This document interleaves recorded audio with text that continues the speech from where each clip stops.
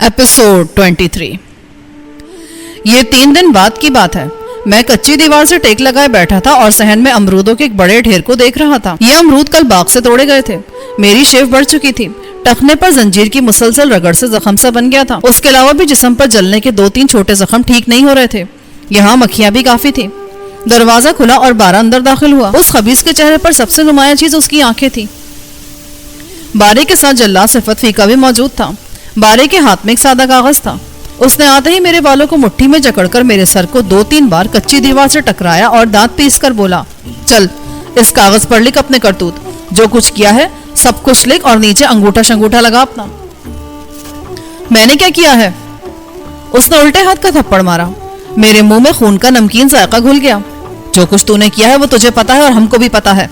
लिख कि तू वाली साहब की बीबी पर बुरी नजर रखता था। तूने उससे जबरदस्ती की कोशिश भी की है। तू अपनी गलती पर शर्मिंदा है और माफी मांगता है। अगर तुझे माफ कर दिया जाए और जाने दिया जाए तो तू कभी अपनी मनहूस शक्ल नहीं दिखाएगा और ये इलाका ही छोड़ जाएगा। सबसे ऊपर लिख कि जो कुछ तू कह रहा है खुदा को हाजिर नाजिर जानकर अपनी मर्जी से कह रहा है। चल लिख।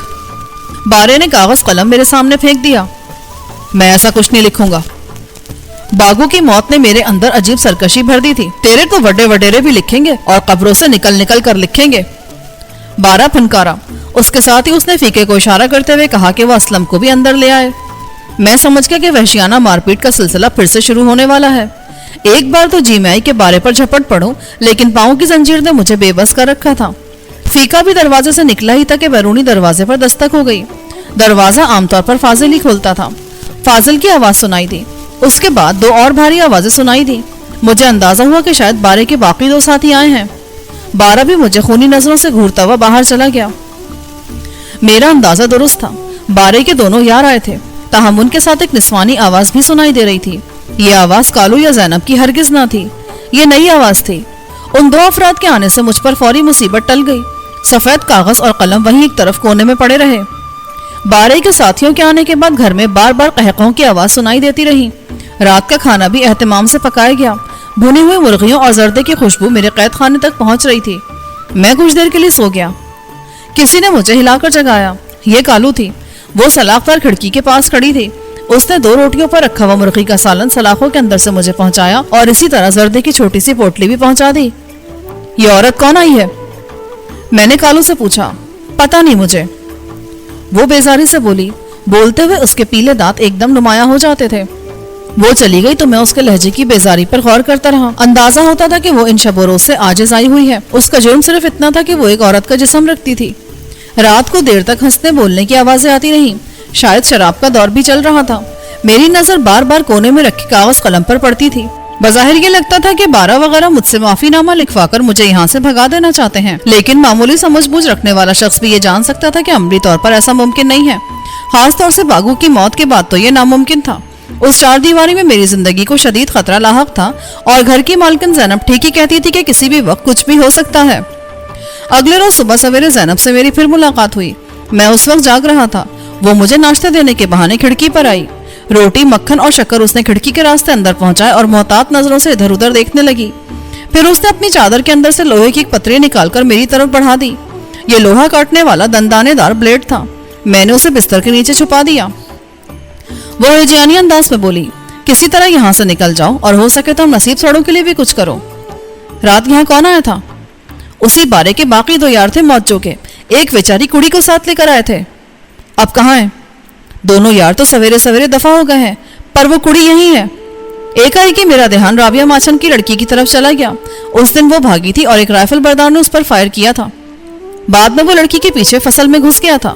मैंने जैनब से पूछा, तुमने उस कुड़ी को देखा है? हाँ, आसपास के किसी पिंड की है बेचारी। ज्यादा उम्र भी नहीं है गरीबनी की, वैसे भी माड़ी सी है। मुझे लड़की का स्वेटर याद था। बहन, नीले रंग का स्वेटर तो नहीं पहना हुआ था उसने? जैनब ने चौंक कर मुझे देखा। हाँ, शायद आसमानी रंग का स्वेटर है। तो तुम उसे जानते हो? मेरे जिस्म में सर्द लहर सी दौड़ गई। शायद जानता हूँ। यकायक कदमों की आवाज आई। यूं लगा जैसे कोई नंगे पांव भागता हुआ आ रहा हो। हमने सहन की तरफ देखा। ये चादर में लिपटी हुई लड़की थी। वो दौड़ती हुई डेवड़ी की तरफ जा रही थी। फिर वहां पहुंचकर वो दरवाजे को झिंझोड़ने लगी, लेकिन जैनब ने बताया कि लोहे के दरवाजे को ताला लगा होता है। लड़की बारीक आवाज में चिल्लाने लगी, दरवाजा खोलो, बचाओ, मुझे बचाओ। वो जानती नहीं थी उस जगह उसकी आवाज कोई नहीं सुनेगा। जैनब बरामदे के शुमाली कोने की तरफ खिसक गई। चंद ही सेकंड बाद बारह किसी अंदरूनी कमरे से निकला और भागता हुआ सहन में पहुंचा। वो गालिबन नींद से उठा था। उसके जिस्म पर फकत एक तैबंद था। एक शराबी सांड की तरह डगमगाता हुआ वो लड़की के पीछे डेवड़ी में पहुंचा। लड़की मजीद जोर से चिल्लाने लगी। चंद सेकंड बाद बारह इस तरह खिड़की के सामने से गुजरा कि उसने लड़की को पीछे से दबोच कर उठाया हुआ था और गालियां बक रहा था। फिर वो ओझल हो गया। मेरे सीने में एक और कचौका लगा। मेरे अंदेशे कहने मुताबिक ये राबिया ही की बेटी थी। मेरे अंदर नीली आग दहकने लगी। मैं अक्सर सोचा करता था, लोग बदमाश और कातिल कैसे बनते हैं, वहशी कैसे हो जाते हैं। आज मुझे इन सवालों के जवाब मिल रहे थे। रात को मैंने अपने पाँव को अच्छी तरह लिहाफ में लपेट लिया और देर तक लोहे का ब्लेड जंजीर के खलके पर चलाता रहा। रात के आखिरी पहर तक मैंने जंजीर काट दी।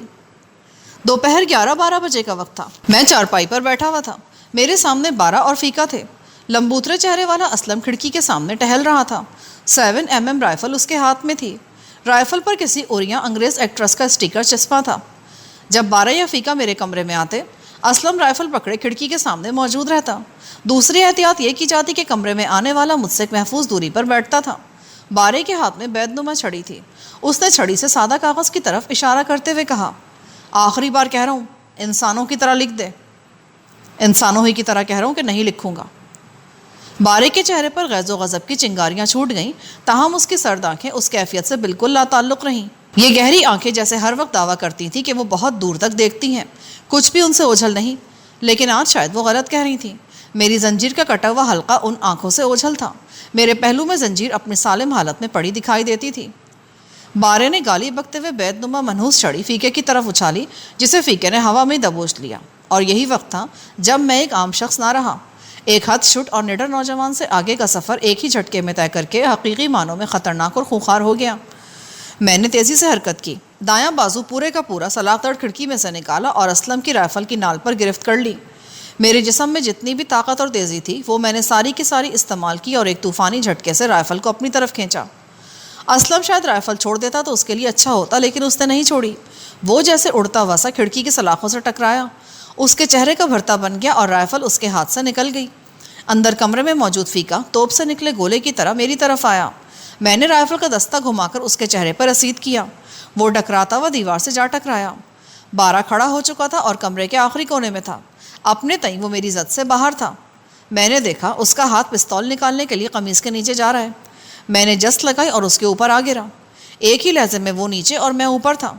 मैंने राइफ़ल को घुमाकर सीधा किया और उसकी नाल बारह की चर्बीदार गर्दन में घुसा दी। खबरदार, गोली मार दूंगा इसे। मैं गरजा। मेरी आवाज़ कमरे के अंदर चकराई। फीका जो अपनी लहू लहान पेशानी के साथ मेरी तरफ बढ़ने का सोच रहा था, अपनी जगह साकित खड़ा रह गया। यही वक्त था जब मैंने ऊंची लंबी जैनब को देखा। वो झपटती हुई असलम की तरफ आई। वो खिड़की से बाहर लहू लहान पड़ा था। जैनब ने चिल्लाते हुए उसके सर और कंधों पर कई वार किए। उसके हाथ में मिर्चे कूटने वाला डंडा था। असलम नीमजान हो गया। इतने में जैनब का खौफज़दा खाविंद फाजिल भी लड़खड़ाता हुआ वहाँ पहुँच गया। जैनब की हलाशेरी पर फाजिल ने जैनब के साथ मिलकर असलम को टांगों से पकड़कर घसीटा और साथ वाले कमरे में बंद कर दिया। जैनब का सीना धोखनी की तरह चल रहा था। ओढ़नी उसके सर से ढलक गई थी। वो एक मजबूत जिस्म वाली कबूल सूरत देहातन थी। मैंने बारह और फीके के पाँव के करीब ज़मीन पर एक फायर किया और उन्हें कोने में सिमटने पर मजबूर कर दिया। कशमकश के दौरान में बारह का 38 बोर रिवॉल्वर उसकी कमीज़ के नीचे से निकलकर गिर गया था। मैंने रिवॉल्वर उठा लिया और लोहा काटने वाला ब्लेड भी बिस्तर के नीचे से निकालकर उल्टे पाँव कमरे से बाहर निकल आया। अब बारह साहब और फीका मेरी जगह कमरे में बंद थे और मैं उनकी जगह बाहर था। आनी दरवाजे को कुफल लग चुका था। ये सारी कार्रवाई बमुश्किल 2-3 मिनट में मुकम्मल हो गई थी। सहन में मौजूद बच्चों ने गोलियों की आवाज़ से चिल्लाना शुरू कर दिया था। कालू भी उनके साथ शरीक थी। जैनब बच्चों को संभालने के लिए सहन के शुमाली किनारे की तरफ चली गई। फाजिल थर थर काँप रहा था। अपनी बीवी की निस्बत वो काफ़ी कमज़ोर दिल था।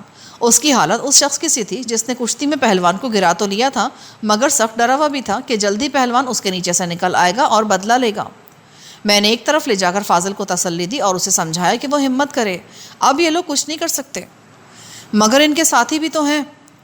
फाजिल का रहा, उन हरामियों का बंदोबस्त भी हो जाएगा। मैं जिस तरह कहता हूँ तुम इस तरह करते जाओ, सब ठीक हो जाएगा। तुम फ़ौरन मुरादपुर पहुँचो। वहाँ से तैमूर तोमी के घर का पता पूछ लेना। تیمور کو بتاؤ کہ 2-3 بندوں کو لے کر فوراً یہاں پہنچے، لیکن تیمور کے علاوہ اس بات کا کسی کو کانوں کان پتہ نہیں چلنا چاہیے۔ اگر تیمور کا پتہ نہ چل سکے تو کرامت ترکھان یا فراست علی میں سے کسی کو یہاں لے آؤ، انہیں میرا نام شاخاور بتانا۔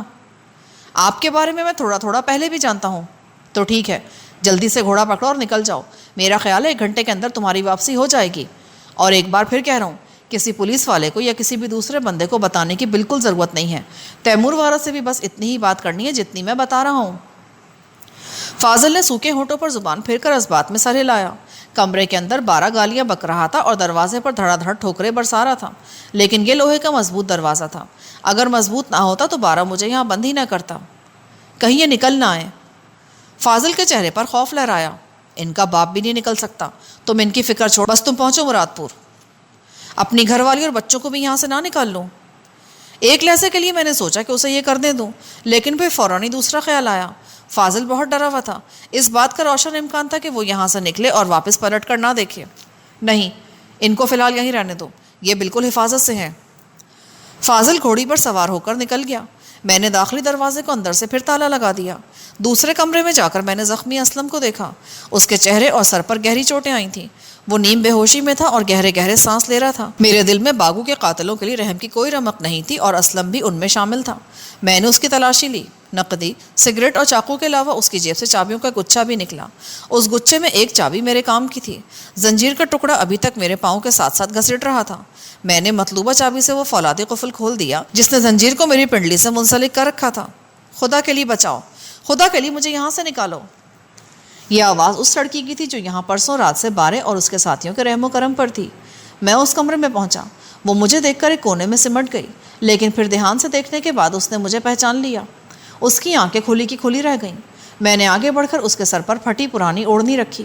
کمرے کے کچے فرش پر شراب کی خالی بوتلیں، بوتلوں کے ڈھکن، سگریٹ کے ٹکڑے اور مرغی کی ہڈیاں بکھری ہوئی تھیں۔ قریب ہی وہ اکلوتی چارپائی تھی جو یقیناً اس نوعمر لڑکی کے لیے کانٹوں کی سیج بنی رہی تھی۔ یہاں ایک پرچھتی پر مجھے لپسٹک، کریم اور کاجل وغیرہ بھی نظر آئے۔ جیسا کہ بعد میں پتہ چلا، یہ چیزیں 12 وغیرہ کالو کو قدرے خوشنما بنانے کے لیے استعمال کراتے تھے۔ میں روتی سے سکتی لڑکی کو لے کر باہر آیا اور اسے زینب کے حوالے کیا جو اپنے دیگر بچوں کو مرغی کی طرح اپنے پروں میں سمیٹے بیٹھی تھی۔ زینب کی بلند ہمتی نے مجھے متاثر کیا تھا۔ اس کی آنکھوں میں آتشی آنسو تھے۔ وہ مجھے دیکھ کر بپھرے ہوئے لہجے میں بولی، ان کو مار دو، ان کتوں کے چھوٹے چھوٹے ٹوٹے کر کے ان کو نہر میں چلا دو۔ حوصلہ رکھ بہن، ایسا ہی ہوگا ان کے ساتھ، میں نے بھی زہرناک لہجے میں کہا۔ میرے دل میں اب بھی ہلکی سی امید تھی کہ شاید باغو کے ساتھ وہ کچھ نہ ہوا ہو جو زینب نے بتایا ہے۔ شاید زینب کو کوئی دھوکہ ہوا ہو یا پھر کالو یا بچوں نے اسے کوئی غلط اطلاع دی ہو۔ لیکن جب میں نے زینب اور کالو کو بچوں سے علیحدہ کر کے اس بارے میں تفصیلاً پوچھا تو یہ موہوم امید بھی دم توڑ گئی۔ کالو نے سرتاپا کانپتے ہوئے بتایا، میں نے اپنی آنکھوں سے دیکھا ہے جی، وہ مر گیا تھا۔ انہوں نے اس کے کپڑے اتار کر ایک بورے میں بند کیا، بورے میں ایک وزنی لوہا بھی ڈالا اور پھر اسے ریڑھے پر لاد کر رات کے وقت لے گئے۔ زینب نے اشکبار لہجے میں کہا، اس بیچارے کی گرگابی اور کپڑے میں نے بھی ایک دن دیکھے تھے، گچھا مچا ہوئے ایک منچی کے نیچے پڑے تھے۔ میں نے ماچن رابعہ کی لڑکی سے بھی 2-4 سوالات کیے۔ اس نے کہا، مجھے گولی نہیں لگی تھی پر میں ایک کھال میں گر گئی تھی، مجھے اس بندوق والے نے پکڑ لیا تھا۔ تمہاری ماں اور باقی بہن بھائی کہاں ہیں؟ مجھے ان کا کچھ نہیں پتا، میرا خیال ہے ان کو ان لوگوں نے کچھ نہیں کہا، بس مجھے ایک ریڑھے پر ڈالا اور ایک ترپال اوپر ڈال کر وہاں لے گئے۔ کہاں؟ اس دوسرے مکان میں جہاں نم کے درخت تھے، لڑکی نے سسکی لے کر کہا۔ میں اس کی بات سمجھ گیا۔ یہاں آنے سے پہلے یہ لڑکی بارے کے ان 2 ساتھیوں کے پاس رہی تھی جو کسی دوسری جگہ پناہ لیے ہوئے تھے۔ بعد میں وہ اسے بارے وغیرہ کے پاس لے آئے تھے۔ بارے کا نام 2-3 دن سے مسلسل میرے دماغ میں گھوم رہا تھا۔ مجھے یاد پڑتا تھا کہ میں نے یہ نام پہلے بھی کہیں سنا ہوا ہے، یہ یاد نہیں آ رہا تھا کہ کب اور کہاں۔ بس یہ اندازہ ہوتا تھا کہ کسی اچھے حوالے سے نہیں، برے حوالے سے سنا ہوا ہے، شاید کوئی سنگین واردات ہی تھی جس کا تذکرہ اخباروں میں آیا تھا۔ 12 بند کھڑکی کے اندر مسلسل گرج برس رہا تھا، لیکن میں نے اس کی آوازوں پر متعلق دھیان نہیں دیا۔ میں صحن میں تھا، تاہم سلاخدار کھڑکی میں سے ان دونوں کی نقل و حرکت مجھے صاف نظر آ رہی تھی۔ میری توقع کے مطابق قریباً 1 گھنٹے میں فاضل واپس آ گیا۔ یہ دیکھ کر مجھے بہت اطمینان ہوا کہ تیمور، کرامت اور رضوان نام کا ایک لڑکا فاضل کے ساتھ تھے۔ تیمور بھاگ کر مجھ سے لپٹ گیا۔ یار کہاں چلا گیا تھا تو؟ تیرے لیے کہاں کہاں بھاگتے پھرے ہیں، کس کس سے جھگڑے کیے ہیں، اور یہ کیا حالت بنا لی ہے تو نے؟ ہوا کیا ہے تیرے ساتھ؟ میں نے اس کی پیٹھ تھپکی۔ میں بالکل ٹھیک ہوں۔ باغو تمہارے ساتھ ہے نا؟ ہاں۔ اور رابعہ اور اس کے بچے؟ وہ گاؤں میں ہی ہیں۔ رابعہ دن رات رو رہی ہے اپنی لڑکی کے لیے۔ فقرہ ختم کر کے تیمور نے سوالیہ نظروں سے مجھے دیکھا۔ لڑکی یہیں پر ہے، فکر کی کوئی گل نہیں۔ اگلے 2-4 منٹ میں نے بہت سی باتیں تیمور کے گوش گزار کر دیں۔ وہ بے حد حیرت کے عالم میں سنتا رہا۔ میرے ورم زدہ پاؤں اور جسم پر جلنے کے نشانات نے اسے بہت دکھی کیا۔ میں نے اسے فوری طور پر باگو کی موت کا نہیں بتایا، بس یہ کہا کہ وہ لاپتہ ہے۔ بارے اور فیکے وغیرہ کے نام پر تیمور بھی تھوڑا سا چونکا۔ اس نے سلاخ دار کھڑکی کے سامنے جا کر بارے اور فیکے کو دیکھا، پھر ایک دم اس کے چہرے کا رنگ بدل گیا۔ وہ مجھے کھینچ کر ایک طرف لے گیا اور سراسیمہ آواز میں بولا، خاورے، میرا خیال ہے میں نے ان دونوں کو پہچان لیا ہے۔ ان میں سے چوڑے بوتھے والے کی تو شاید تصویر بھی اخبار میں دیکھی ہے میں نے۔ یار، یہ نامی گرامی ڈکیت ہیں، ان کے سر پر کوئی انعام شنام بھی رکھا گیا ہے۔ بڑی وارداتیں ہیں ان کے کھاتے میں۔ 1.5 سال پہلے انہوں نے لالا موسیٰ کے ایک سیاسی بندے اور اس کے ساتھیوں کو دن دہاڑے گولیوں سے چھلنی کیا تھا۔ یہ وہی ہیں۔ میرے سینے میں بھڑکتی ہوئی آگ بلند ہوتی جا رہی تھی۔ تیمور کی آواز جیسے کہیں بہت دور سے میرے کانوں تک پہنچ رہی تھی۔ میرا خیال ہے ہمیں اپنے چودھری صاحب کے ذریعے پولیس کو اطلاع دینی چاہیے، تیمور کہہ رہا تھا۔ وہ اور بھی بہت کچھ کہہ رہا تھا مگر میرے کان کچھ نہیں سن رہے تھے۔ میرے کانوں میں بس باکو کی ہنستی مسکراتی آواز تھی۔ وہ پورے 24 سال کی عمر میں شادی سے چند دن پہلے قتل ہو گیا تھا۔ اسے قتل کرنے والے میرے سامنے تھے اور ان میں سے ایک قاتل، بلکہ بڑا قاتل، وہاں راجوال میں بیٹھا تھا۔ اس کا نام چودھری عزیز تھا۔ میرے ذہن میں ذرا بھی شبہ نہیں تھا کہ وہی اس سارے منصوبے کا شاہ دماغ ہے، اور آج مجھے پتہ چل رہا تھا کہ میرے جیسے عام لوگ حالات کی زد میں آنے کے بعد بے رحم، سفاک اور خونی کیسے بنتے ہیں۔ میں آج خود کو بالکل بدلا ہوا شخص محسوس کر رہا تھا۔ مجھ میں مرنے اور جان سے مار دینے کی بے پناہ ہمت پیدا ہو چکی تھی۔ ہاں، تیمور بول رہا تھا، لیکن مجھے بس اس کے ہونٹ ہلتے دکھائی دے رہے تھے۔ میری سمجھ میں کچھ نہیں آ رہا تھا۔ میں دل ہی دل میں پکارا، میں آ رہا ہوں چودھری عزیز، سب سے پہلے میں تیری گردن پکڑوں گا، میں آ رہا ہوں۔ رضوان اور تیمور کے پاس رائفلیں موجود تھیں۔ میں نے تیمور کو ایک طرف لے جا کر فیصلہ کن لہجے میں کہا، تیمور، تم یہیں ان تینوں کتوں کی نگرانی کرو، میں کرامت کے ساتھ جا رہا ہوں۔ پر کہاں؟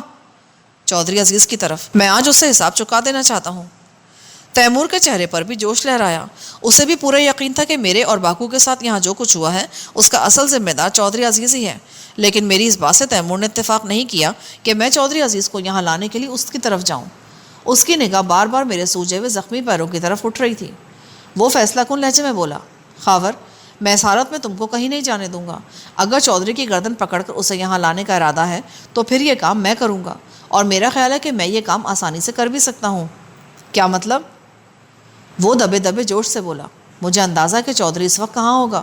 وہ خبیث راجوال میں نہیں ہے۔ مجھے پتہ چلا ہے کہ وہ نہر پار کے موضع خراس پور میں آیا ہوا ہے۔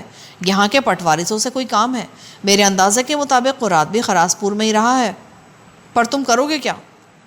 وہی جو ہمیں کرنا چاہیے۔ آج کسی وقت اس نے راجوال واپس روانہ ہونا ہے۔ میں اور کرامت اس کو راستے میں چھاپ لیں گے اور گردن سے گھسیٹتے ہوئے یہاں لے آئیں گے۔ تیمور کی آنکھیں سرخ ہو رہی تھیں۔ لیکن کچھ نہیں۔ اس معاملے میں ایک لفظ نہ بولنا۔ تمہاری حالت ایسی نہیں کہ یہاں سے نکل سکو۔ تم اور رضوان یہیں رہو اور بارے وغیرہ کی نگرانی کرو۔ ہم اس حرامی کو زندہ یا مردہ لے کر یہاں آتے ہیں۔ میں جانتا تھا کہ یہ ایک خطرناک کام ہے۔ میں اس کے لیے تیمور کو بھیجنا نہیں چاہتا تھا، مگر وہ اپنی بات پر اڑا ہوا تھا۔ ابھی ہم کسی فیصلے پر پہنچے نہیں تھے کہ حالات نے ایک اور پلٹا کھایا، اور یہ پلٹا بالکل غیر متوقع تھا۔ ہمارے گمان میں بھی نہیں تھا کہ ایسا کچھ ہو جائے گا۔ گھر کے بیرونی دروازے پر دستک ہوئی۔ میں نے فاضل کو دیکھنے کے لیے بھیجا۔ فاضل کی واپسی 2-3 منٹ کے بعد ہوئی۔ اس کے چہرے پر ہلچل نظر آ رہی تھی۔ وہ مجھے ایک طرف لے جا کر بولا، ان کا ساتھی آیا ہے۔ اس کا اشارہ بارے وغیرہ کی طرف تھا۔ جو پرسوں آئے تھے ان میں سے ہے؟ نہیں جی، یہ کوئی اور ہے۔ پہلے بھی ایک بار بارے کو بلانے آیا تھا۔ اب کیا کہہ رہا ہے؟ یہی کہ بارہ جی سے ملنا ہے۔ میرا خیال ہے اس کے ساتھ کوئی اور بھی ہے جو کہیں پیچھے کھڑا ہے۔ یہ بارہ کو اس کے پاس لے جانا چاہتا ہے۔ تم نے کیا کہا بارے کے بارے میں؟ کچھ نہیں، میں نے کہا میں تو ابھی سو کر اٹھا ہوں، دیکھ کر بتاتا ہوں کہ بارہ صاحب ہے یا نہیں۔ میرا ذہن تیزی سے کام کر رہا تھا۔ میں نے فاضل کا کندھا دباتے ہوئے کہا، تم ایک کام کرو، جا کر اسے بتاؤ کہ بارہ کہیں باہر نکلا ہوا ہے۔ باقی دونوں کے بارے میں بتاؤ کہ وہ شراب پی کر بے سود پڑے ہوئے ہیں۔ بس ان کا ایک چوتھا ساتھی ہے، وہ آ سکتا ہے۔ ٹھیک ہے جی۔ میں نے فاضل کو پوری تفصیل سمجھا کر باہر بھیج دیا۔ 2 منٹ بعد فاضل نے آ کر بتایا ہے کہ وہ مان گیا ہے۔ وہ کہتا ہے جو بھی ہے اسے بھیج دو۔ میں نے اس بارے میں تیمور سے مشورہ کیا اور رضوان کو باہر بھیجنے کا فیصلہ کیا۔ میں نے رضوان کو سمجھا دیا کہ وہ بارے کے ساتھی کے طور پر باہر جا رہا ہے۔ رضوان اپنی رائفل کو چادر کے نیچے چھپا کر باہر نکل گیا تو میں نے بھی اپنا منہ سر چادر میں لپیٹا اور رضوان کے پیچھے ہی پیچھے باہر آ گیا۔ تیمور نے بھی میری تقلید کی۔ یہ سپہر کا وقت تھا۔ باغ کے درختوں کے نیچے دھوپ کی چھوٹی چھوٹی ٹکڑیاں تھیں۔ سورج مغربی افق کی طرف جھکتا جا رہا تھا اور ہوا میں خنکی تھی۔ رضوان ایک شخص کے ساتھ باغ کے جنوبی کنارے کی طرف بڑھتا جا رہا تھا۔ یہ شخص دراز قد تھا اور اس نے دھوتی کرتا پہن رکھا تھا۔ حالانکہ اس کا میں نے چہرہ ابھی تک نہیں دیکھا تھا، لیکن پتہ نہیں کیوں مجھے لگ رہا تھا کہ میں نے اسے کہیں دیکھا ہوا ہے۔ اس شخص نے بھی چادر لپیٹ رکھی تھی اور چادر کے نیچے چھوٹی نال والی رائفل کی موجودگی کا اندازہ ہوتا تھا۔